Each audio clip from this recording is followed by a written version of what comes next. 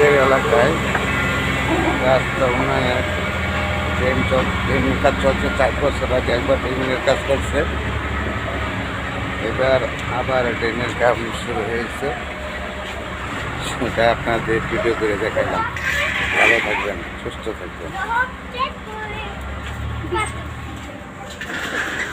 ভাই জিল্লুরে আসছে, ভাই জিল্লুর রহমান জিল্লুরে আসছে, ভাই